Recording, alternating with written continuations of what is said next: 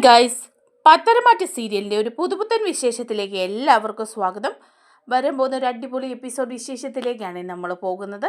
അങ്ങനെ നവ്യ സത്യങ്ങൾ അറിഞ്ഞോ ഇല്ലയോ എന്നൊന്നും ഒരു നിശ്ചയമില്ല. നവ്യയോട് ഡേവിഡ് പറഞ്ഞിരിക്കുന്നത് അബിയുടെ കുഞ്ഞല്ല ചന്തുമോളെന്നാണ്. DNA ടെസ്റ്റ് നെഗറ്റീവ് ആണെന്നുള്ള കാര്യം ബോധിപ്പിച്ചിരിക്കുകയാണ്.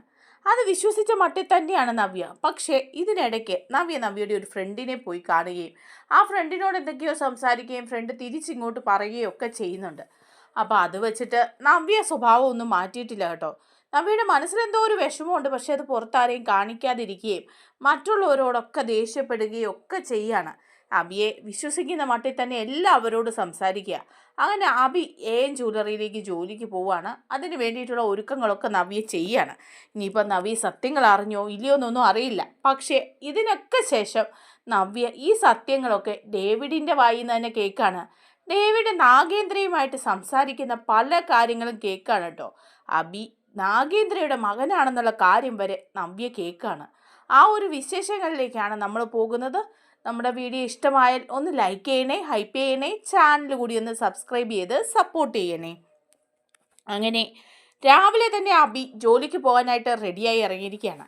അപ്പോൾ നവ്യ പറയുന്നുണ്ട്, എടാ സന്തോഷമായിട്ടൊക്കെ പോകണം, നല്ല രീതിയിലൊക്കെ ചെയ്യണം, നിൻ്റെ തരികിടയൊന്നും ജ്വല്ലറിയിൽ കാണിക്കരുത് എന്ന് പറയുക. അപ്പോൾ അബി പറയുക, ഞാൻ ഇനിയും തരികിട കാണിക്കുമെന്ന് നിനക്ക് തോന്നുന്നുണ്ടോ, നിനക്കെന്നെ വിശ്വാസം ഇല്ലേന്ന് ചോദിക്കുക. അപ്പോൾ നവ്യ പറയാ, വിശ്വാസമുണ്ട്, അതുകൊണ്ടാണല്ലോ നിന്നോട് ഇങ്ങനെ പറഞ്ഞത്. പക്ഷെ നീ ചെയ്ത കാര്യങ്ങളൊന്നും ഞാൻ മറന്നിട്ടില്ല, അത് നീ ഓർത്തോണമെന്ന് പറയാണ്. അങ്ങനെ പൂജയും കാര്യങ്ങളും ഒക്കെ നടത്തി നമ്മുടെ അബിയെ ജ്വല്ലറിയിലെ മാനേജരായിട്ട് പറഞ്ഞു വിടുക. അങ്ങനെ അബി ജ്വല്ലറിയിൽ ചെല്ലുകയാണ്. ജ്വല്ലറിയിൽ ചെന്ന് ഡേവിഡിനെ കാണുകയാണ്. MD ഡേവിഡിനെ കണ്ട് സംസാരിക്കുക. അപ്പം ഡേവിഡിന് നല്ല ഭയഭക്തി ബഹുമാനമൊക്കെ ഉണ്ട് അബിയോട്. കാരണം ബോസായിട്ടുള്ള നാഗേന്ദ്രയുടെ മകനാണല്ലോ, ഈ ജ്വല്ലറിയുടെ എല്ലാം ഓണർ ആവേണ്ട ആളാണല്ലോ എന്നൊക്കെയുള്ള ചിന്ത ഡേവിഡിനുണ്ട്. അങ്ങനെ ഡേവിഡ് വളരെ നല്ലതായിട്ട് പറയുകയാണ്, അനന്തപുരിയിലെ കൊച്ചുമോനല്ലേ ഇവിടെ മാനേജരാവുന്നത്, അത് ഞങ്ങൾക്ക് ഭയങ്കര ഒരു സന്തോഷമുള്ള കാര്യമാണ്. അനന്തപുരിയിൽ നിന്ന് നവ്യ ഇവിടുത്തെ മോഡലായി മാറിയപ്പോഴേ ഞങ്ങൾക്ക് ചില്ലറയൊന്നും അല്ല നേട്ടങ്ങളുണ്ടായത്, അത് ഞങ്ങൾക്ക് ഒരുപാട് പ്രസ്റ്റീജിയസ് ആയിട്ടുള്ള ഒരു കാര്യമാണ്. ഇപ്പം മോനും കൂടി ഇവിടെ വന്ന് ചേർന്നപ്പോഴേക്കും സന്തോഷമാണെന്ന് പറയുമ്പോൾ അബി പറയുക, എന്നെ ഇവിടെ മാനേജരാക്കി ഇരുത്താനായിട്ടുള്ള നിങ്ങളുടെ ആ വലിയ മനസ്സുണ്ടല്ലോ, അതെനിക്ക് ഭയങ്കര സന്തോഷം തരുന്നതാണ്. ഞങ്ങളുടെ സ്വന്തം ജ്വല്ലറിയിൽ, അതായത് മൂർത്തീസ് ജ്വല്ലറിയിൽ പോലും ഇങ്ങനൊരു പരിപാടി നടന്നിട്ടില്ല. എന്നെ അവിടെ നിന്ന് എല്ലാവരും ഒഴിവാക്കി വിടുമായിരുന്നു എന്ന് പറയാം. അപ്പം നാഗേന്ദ്ര ചോദിക്കുക, ഡേവിഡ് ചോദിക്കുക, അതെന്താ അബി അങ്ങനെയൊക്കെ ഒരു ചിന്ത, അബി അവിടെയുള്ളവർക്കൊക്കെ എന്താ ഒരു താല്പര്യക്കുറവെന്ന് പറയുമ്പോൾ അബി പറയുക, അത് എന്താന്ന് ചോദിച്ചാലേ, എൻ്റെ അമ്മയുണ്ടല്ലോ, എൻ്റെ അമ്മ ജലജയെ ആ വീട്ടിൽ എടുത്തു വളർത്തിയതാ. അങ്ങനെ ഉണ്ടായ മോനാണല്ലോ ഞാൻ, ജലജയുടെ മോൻ. എൻ്റെ അച്ഛൻ നാഗേന്ദ്ര എവിടെയാണെന്ന് പോലും അറിയില്ല. അങ്ങനെയുള്ളപ്പോൾ പിന്നെ അവിടെ ഞാനും എൻ്റെ അനിയത്തിയൊക്കെ അവഗണന സഹിച്ച് തന്നെയാണ് നിൽക്കുന്നത് എന്ന് പറയണം. അപ്പോൾ ഉടനെ തന്നെ ഡേവിഡ് പറയുന്നുണ്ട്, ഇനിയിപ്പോൾ അങ്ങനെ അവഗണനയൊന്നും സഹിച്ച് നിൽക്കേണ്ടി വരില്ല അബിക്ക്. അബിക്കിപ്പം ജ്വല്ലറിയിലെ മാനേജരായിട്ട് ജോലി കിട്ടിയിരിക്കുക. ഇനിയിപ്പോൾ ഉയരങ്ങളിലേക്ക് പോയി ഒരു ബ്രാഞ്ചിൻ്റെ ചുമതല മുഴുവൻ അബിയെ ഏൽപ്പിക്കാനായിട്ട് ഞങ്ങൾ തീരുമാനിച്ചിരിക്കുകയാണെന്നൊക്കെ പറയുക. അപ്പോൾ അബിക്ക് ഭയങ്കര സന്തോഷം തോന്നുക. അതുപോലെ ഡേവിഡ് പറയുന്നുണ്ട്, കാര്യങ്ങളൊക്കെ നല്ല വെടുപ്പായിട്ട് തന്നെ ചെയ്യണം. അങ്ങനെയുണ്ടെങ്കിൽ മറ്റേത് ഇൻഡസ്ട്രി കിട്ടുന്നതിലും മറ്റേത് ഫേമിൽ കിട്ടുന്നതിലും കൂടുതൽ സാലറി ഇവിടെ നിന്ന് കിട്ടും. ഇവിടെയുള്ള സ്റ്റാഫിനൊക്കെ ഞങ്ങൾ അങ്ങനെ തന്നെയാണ് ചെയ്യുന്നതെന്ന് പറയാം. അപ്പോൾ അബി പറയുന്നുണ്ട്, അതെനിക്ക് ഭയങ്കര സന്തോഷമുള്ള കാര്യമാണ്. ഏതായാലും മുത്തശ്ശൻ്റെയും മുത്തശ്ശിയുടെയും മറ്റുള്ളവരുടെയും മുമ്പിലൊക്കെ ഒന്ന് തല ഉയർത്തി നിൽക്കാൻ പറ്റി എനിക്കിപ്പം. അവരവിടെ എന്നെ വെറും ഒരു കരിയേപ്പില പോലെയാണ് കണക്കാക്കിയിരുന്നത്, പ്രത്യേകിച്ച് ആദർശ്. ഇപ്പം അനി അവനാണ് അവിടുത്തെ ബ്രാഞ്ചുകളുടെ ചുമതലയും MD സ്ഥാനമൊക്കെ. അവൻ എന്നെക്കാളും താഴെയാണെങ്കിൽ പോലും അവൻ എന്നെ ആ ഭാഗത്തേക്ക് ഇങ്ങ് അടുപ്പിക്കുക പോലും ഇല്ലായിരുന്നു എന്നൊക്കെ പറയുകയാണ് കേട്ടോ. അപ്പോൾ ഡേവിഡ് എല്ലാവിധ ആശംസകളൊക്കെ പറഞ്ഞ് അബി അങ്ങനെ അവിടെ ജ്വല്ലറിയിലെ മാനേജരായിട്ട് കയറുകയാണ്. അങ്ങനെ നവ്യയ്ക്കാണെങ്കിൽ നല്ല എല്ലാവരോടും ഭയങ്കര ദേഷ്യമാണ്. അപ്പോൾ ഇതിനൊക്കെ ശേഷം അബി പോയി കഴിയുമ്പോഴേക്കും മുത്തച്ഛൻ നവ്യയോട് ചോദിക്കുന്നുണ്ട്, നവ്യെ, അബി ജ്വല്ലറിയിലെ മാനേജരാകാൻ പോയി, അതും അവരുടെ പുതിയ ബ്രാഞ്ചിലെ മാനേജർ. നിനക്ക് എങ്ങനെ തോന്നി ഇങ്ങനെ അവനെ അങ്ങോട്ട് വിടാനായിട്ട്? നമ്മുടെ ജ്വല്ലറിക്ക് അതൊരു നാണക്കേടാണെന്നുള്ള കാര്യം അറിയില്ലേ? ഈ അനന്തപുരിക്ക് തറവാടിന് തന്നെ നീയും അവനും ഒക്കെ നാണക്കേടുണ്ടാക്കുകയാണ്. ഈ ജോലി ചെയ്യുന്നതിലൊന്നും ഞങ്ങൾക്ക് ആർക്കും ഒരു താല്പര്യക്കുറവുമില്ല. ഇന്നത്തെ കാലത്ത് പെൺകുട്ടികളൊക്കെ സ്വന്തം കാലിൽ തന്നെ നിൽക്കണം. പക്ഷേ നമ്മുടെ ശത്രുപക്ഷത്ത് നിൽക്കുന്ന ജ്വല്ലറിയിൽ തന്നെ നീ ജോലി ചെയ്യുന്നത്, അതുപോലെ അബിയെ കൂടി അവിടെ മാനേജറായിട്ട് വിടുന്നത്, അതത്ര നല്ല കാര്യമാണെന്നൊന്നും എനിക്ക് തോന്നുന്നില്ല എന്ന് പറയുക. അപ്പം നവ്യ പറയാ എനിക്കത് തോന്നി നല്ല കാര്യമാണെന്ന്. ഞങ്ങൾക്ക് ജീവിക്കണ്ടേ, ഞങ്ങൾക്ക് ഈ വീട്ടിൽ വേണ്ട പരിഗണന എന്തെങ്കിലും കിട്ടുന്നുണ്ടോ? ഞങ്ങൾക്ക് വലിയ ഒരു കുഞ്ഞ്, അതിനെ വളർത്തണ്ടേ? ഇവിടുന്ന് കിട്ടുന്ന നക്കാ പിച്ച കൊണ്ടൊന്നും ഞങ്ങൾക്ക് ജീവിക്കാൻ പറ്റില്ല എന്ന് പറയുമ്പോൾ മുത്തശ്ശൻ ചോദിക്കുക, നക്കാ പിച്ചയോ? നമ്മുടെ മൂർത്തീസ് ജ്വല്ലറിയുടെ ട്രസ്റ്റിൽ നിന്ന് ഒരു നല്ല തുക അബിയുടെ അക്കൗണ്ടിലേക്ക് കിട്ടുന്നുണ്ട്. അതൊരു നക്കാ പിച്ച തുകയായിട്ടൊന്നും എനിക്ക് തോന്നിയില്ല. അപ്പോൾ ഉടനെ നവ്യ പറയാം, ഇന്നത്തെ കാലത്തൊക്കെ അതൊരു നക്കാപ്പിച്ച തുക തന്നെയാണ്. അവനും അവൻ്റേതായ ചിലവുകളുണ്ട്, അതുപോലെ എനിക്കും എൻ്റേതായ ചിലവുകളൊക്കെ ഉണ്ട്. അങ്ങനൊരു അവസരം കിട്ടിയപ്പം അത് ഞങ്ങൾ മുതലെടുത്തു. നമ്മുടെ ശത്രുക്കളാണോ മിത്രങ്ങളാണോ എന്നൊന്നും നോക്കിയില്ല. അല്ലെങ്കിലും അബിക്ക് ഇവിടെ ഒരു ജ്വല്ലറിയുടെ ചുമതല ഉണ്ടായിരുന്നല്ലോ, എന്നിട്ട് അവനെ അതിലേക്കൊന്നും അടുപ്പിക്കാതെ പുറന്തള്ളുമല്ലായിരുന്നു എല്ലാവരോട്. എന്നിട്ടിപ്പം ന്യായം പറയേണ്ട കാര്യമില്ല എന്ന് പറയാം. അപ്പോഴേക്കും ജലജയം പറയാം, ശരിയാ, ഞങ്ങളിവിടെ ആകെപ്പാടെ അവഗണനയൊക്കെ സഹിച്ച് നിൽക്കുക എന്ന് പറയാം. അപ്പം ദേവയാനി അവിടെ നിന്നുകൊണ്ട് പറയാം, ജലജെ നീ കൂടുതലൊന്നും സംസാരിക്കണ്ട കേട്ടോ എന്ന് പറയാണ്. അപ്പോഴേക്കും നവ്യ പറയുന്നുണ്ട്, എല്ലാവരും കൂടെ അവരെ ഇനി അടിമകളാക്കി വെക്കാമെന്നൊന്നും വിചാരിക്കേണ്ട. എനിക്ക് എല്ലാ കാര്യങ്ങളും മനസ്സിലായി. അബിയുടെ കുഞ്ഞല്ല ചന്തുമോള്, ആ കാര്യത്തിൽ എനിക്ക് ഉറപ്പാണ്. അതുകൊണ്ട് ആ പേരും പറഞ്ഞ് ഇനി അബിയെയും അമ്മയും അടിമകളാക്കി നിർത്താമെന്ന് മറ്റാരും വിശ്വസിക്കേണ്ട എന്ന് പറയുമ്പം ഉടനെ തന്നെ ദേവയാനി പറയുന്നുണ്ട്, നവ്യേ നീ ചില കാര്യങ്ങളൊക്കെ ഇപ്പം അറിഞ്ഞിരിക്കുന്നത് ഒരു മറയാണ്. ആ മറയങ്ങോട്ട് മാറുമ്പം എല്ലാം തെളിഞ്ഞു വരുമ്പം ഇതുപോലെ തന്നെ നീ പറയണം കേട്ടോ എന്ന് പറയാണ്. അങ്ങനെ നവ്യ അതൊക്കെ കേട്ട് കഴിയുമ്പോഴേക്കും ചന്തുമോൾ അവിടെ നിൽക്കുന്ന കാണുമ്പോൾ ചന്തുമോളെ ഒന്ന് നോക്കുന്നുണ്ട് നവ്യ.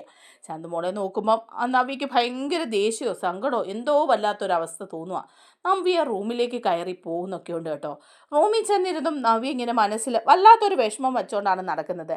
എല്ലാവരുടെയും മുമ്പിൽ അബിയെക്കുറിച്ച് നല്ലത് പറയുന്നുണ്ടെങ്കിലും നവ്യയ്ക്ക് ചില കാര്യങ്ങളൊക്കെ മനസ്സിലായിട്ടുണ്ട്, പക്ഷെ പൂർണ്ണമായിട്ടും മനസ്സിലായിട്ടില്ല താനും. അങ്ങനെ ഇരിക്കുന്ന സമയത്താണ് നമ്മുടെ അനിയും നന്ദുവും കൂടി സംസാരിക്കുന്നത്. വഴി വെച്ച് കണ്ടതാണ് കേട്ടോ രണ്ടുപേരും. അപ്പോൾ അനി നന്ദുവിനോട് പറയുന്നുണ്ട്, നന്ദു, അവിടെ നടക്കുന്ന കാര്യങ്ങളൊക്കെ നീ അറിഞ്ഞില്ലേ? നിന്റെ അമ്മ ചെന്ന് നവ്യയെടുത്തിയോട് ഈ കാര്യങ്ങളൊക്കെ പറഞ്ഞു.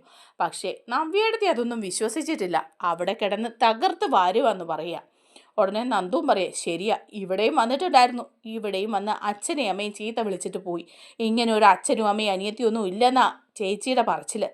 ഇനിയിപ്പോൾ ചേച്ചിയെ മനസ്സിലാക്കി തിരുത്തിയെടുക്കാനൊന്നും പറ്റുമെന്ന് തോന്നുന്നില്ല. ആ പെരുങ്കളൻ അബിയെ എം ജ്വല്ലറിയുടെ മാനേജരാക്കി കൊണ്ടാക്കിയിരിക്കുക.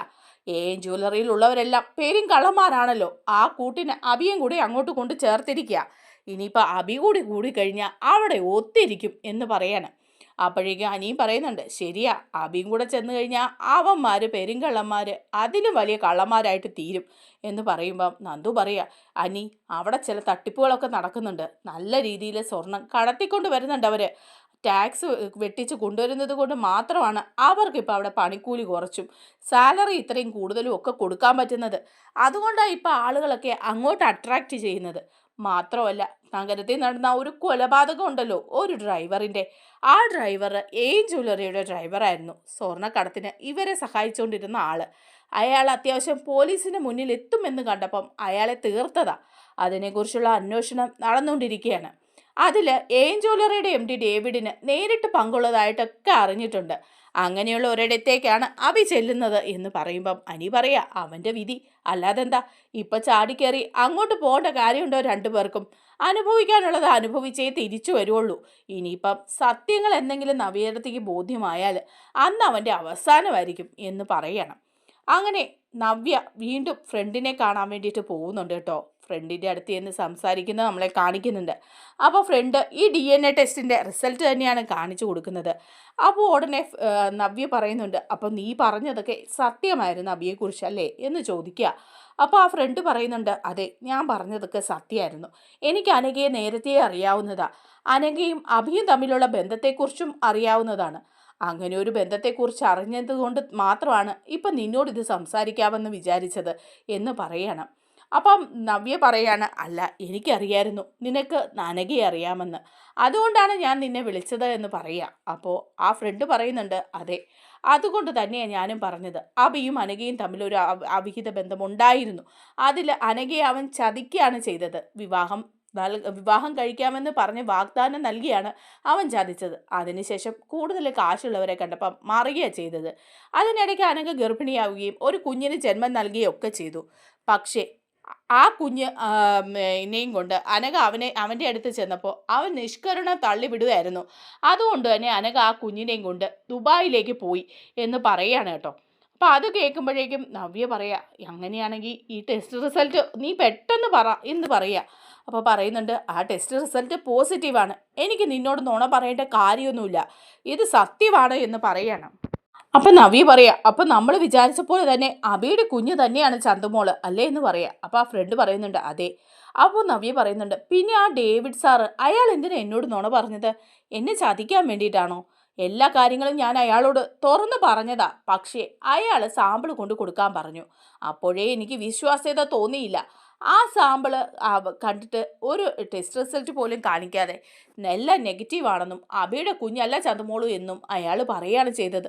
അങ്ങനെ എന്നോട് പറയേണ്ട കാര്യം എന്താ അവർക്കുള്ളത് എന്ന് ചോദിക്കുമ്പോൾ ഫ്രണ്ട് പറയുന്നുണ്ട്, അല്ല, അയാൾ നിന്നെ പറ്റിക്കാൻ വേണ്ടി പറഞ്ഞായിരിക്കും. ഈ പ്രശ്നം എത്രയും പെട്ടെന്നൊന്ന് ഒഴിവായി കിട്ടട്ടെ എന്നുള്ള ആഗ്രഹം കൊണ്ട്. നീ അവിടെ ജോലി ചെയ്യുന്നുണ്ടല്ലോ, അതുപോലെ അബിയും അവിടെ ജോലി ചെയ്യുന്നുണ്ടല്ലോ, ആ ഒരു കാരണം കൊണ്ടായിരിക്കും അങ്ങനെ ചെയ്തത് എന്ന് പറയാണ്. ഉടനെ തന്നെ നമ്മുടെ നവ്യ പറയുന്നുണ്ട്, എന്നാലും നിന്നോട് എനിക്കിത് പറയാനും നിന്നെ വിളിച്ച അനഘയെക്കുറിച്ച് ചോദിക്കാനും ഒക്കെ കഴിഞ്ഞത് വലിയ കാര്യമായി. ഇല്ലെങ്കിൽ ഇപ്പോൾ ഞാൻ ആ ഇരുട്ടി കിടന്ന് തപ്പിത്തടഞ്ഞേനെ. അപ്പോൾ കൂട്ടുകാരി പറയാണ്, ദേ, ഇതൊക്കെ അറിഞ്ഞ വിവരം നീ ഉടനെ തന്നെ അബിയോടൊന്നും പറയാൻ പോകണ്ട, അതുപോലെ നിന്റെ വീട്ടിലുള്ളവരോടും ഇപ്പം നിൽക്കുന്ന പോലെ തന്നെ നീ നിന്നാ മതി. കുറച്ച് കാര്യങ്ങൾ കൂടി വ്യക്തത വരണമല്ലോ. ഡേവിഡ് എന്തിനാണ് നിന്നോട് നുണ പറഞ്ഞതെന്നും ഡേവിഡും അബിയും തമ്മിൽ എന്തെങ്കിലും അവിശുദ്ധ ബന്ധങ്ങളുണ്ടോയെന്നും ഒക്കെ അറിയാൻ പറ്റും. അതുമല്ല, സത്യങ്ങൾ കുറച്ചുകൂടെ വ്യക്തമാകട്ടെ. എടുത്തു ചാടി നീ ദയവ് ചെയ്തൊരു തീരുമാനം എടുക്കരുത്. അനഘയ്ക്ക് സംഭവിച്ച പോലെ നിനക്ക് സംഭവിക്കരുത്. നിന്നെ ഒഴിവാക്കാൻ എന്തായാലും അബി ശ്രമിക്കും എന്ന് പറയണം. അപ്പം നവ്യ പറയുന്നുണ്ട്, ശരിയാ, അനഘയോട് ഞാൻ ചെയ്തത് മഹാപാപമായിപ്പോയി. ആ കുഞ്ഞിനോടും. അബിയുടെ കുഞ്ഞാണ് ചന്തുമോളെന്നറിയാതെ ഞാൻ അതിനെ ഒരുപാട് ദ്രോഹിച്ചു, കുറ്റപ്പെടുത്തി. അതുപോലെ തന്നെ അനഘയോടും. അബി എന്ന് പറയുന്ന ദുഷ്ടൻ അനഘയെ ഒരു ജീവശവമാക്കി ഇട്ടിരിക്കുക. അനഘയോട് ഞാൻ ചെയ്തത് ഒരു ക്രൂരതയാണ് എന്നൊക്കെ പറഞ്ഞ് നവ്യ കരയാണ്. അപ്പോഴേക്ക് ഫ്രണ്ട് പറയുന്നുണ്ട്, നീ ഇങ്ങനെ കരഞ്ഞാൽ എങ്ങനെയാ? നീ ഇങ്ങനെ ടെൻഷൻ അടിക്കാതെ. അതുകൊണ്ടാണ് നിന്നോട് എല്ലാ കാര്യങ്ങളും പറഞ്ഞത്.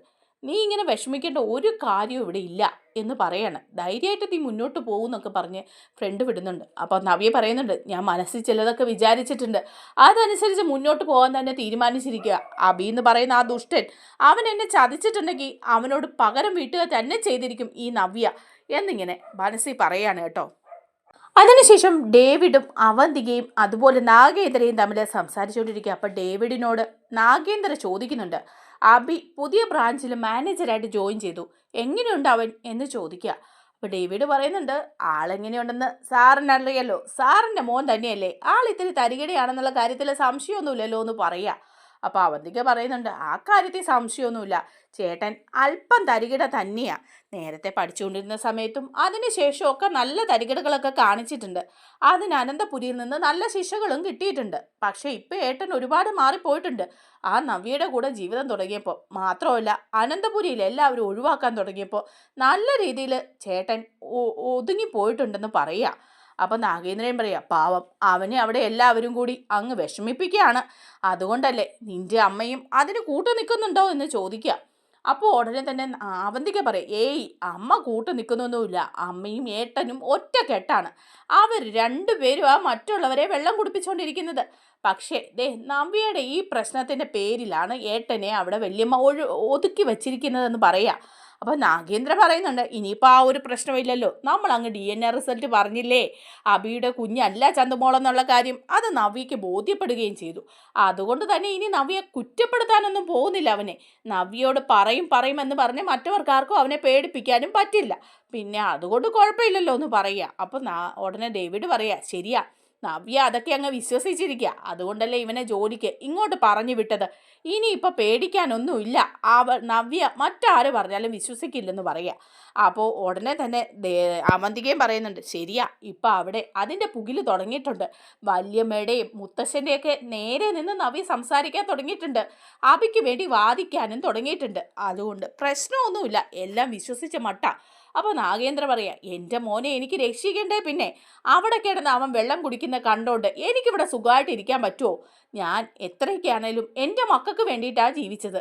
അബിയും അവൻ്റെ അമ്മയും ഒക്കെ എന്തെങ്കിലും വിടുവായുത്തരം വിളിച്ച് പറയുന്നത് കൊണ്ടാണ് ഇപ്പോഴും ഈ സത്യങ്ങളൊന്നും ഞാൻ അവരെ അറിയിക്കാത്തത്.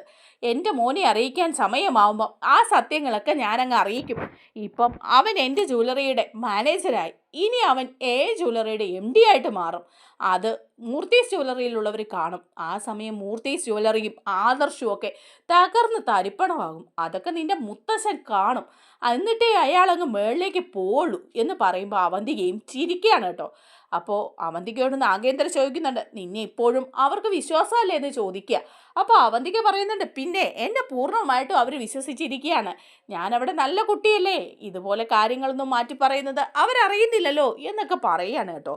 അങ്ങനെ അവർ 3 പേരും അബിയെ പുകഴ്ത്തി ഇങ്ങനെ പറഞ്ഞുകൊണ്ടിരിക്കുക. അപ്പം നാഗേന്ദ്ര പ്രത്യേകം ഡേവിഡിനോട് പറയുന്നുണ്ട്, അബിയുടെ കാര്യത്തിൽ നിനക്കൊരു ശ്രദ്ധ വേണം ഡേവിഡെ. കാരണം അവൻ കുട്ടിയല്ലേ, അവൻ കാര്യങ്ങളൊക്കെ പഠിച്ചു വരുന്നല്ലേ ഉള്ളൂ. നമ്മുടെ ജ്വല്ലറിയുടെ MD വരെ ആകേണ്ടവനാ അവൻ, ഈ ജ്വല്ലറി എന്ന് പറയുന്ന ഈ സാമ്രാജ്യത്തിൻ്റെ.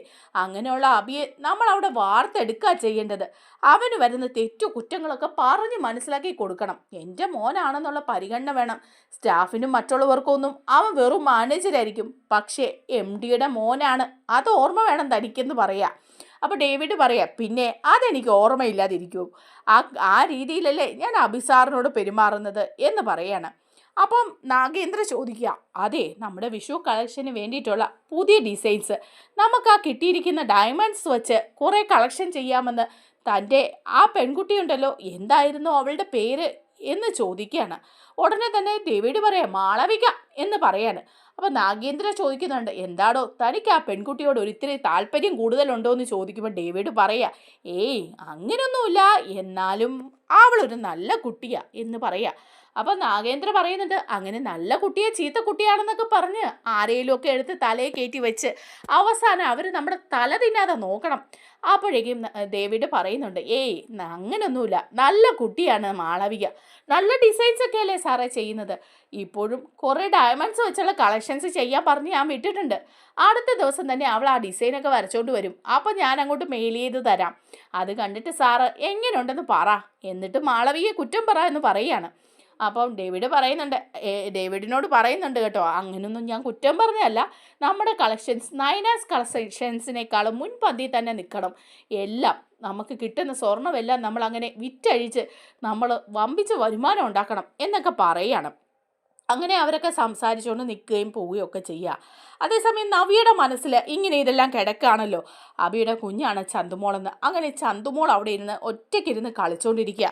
അപ്പം നവി ഇങ്ങനെ നോക്കി നിൽക്കുകയാണ് കേട്ടോ. നവിയെ നോക്കി നിന്നിട്ട് മനസ്സിലിങ്ങനെ വിചാരിക്കുക, പാവം കുട്ടി, അതാ അബി, ദുഷ്ടൻ, അവൻ്റെ കുഞ്ഞാണ്, എൻ്റെ അനന്തപത്മനാഭനെ പോലെ തന്നെ ഒരു കുട്ടി.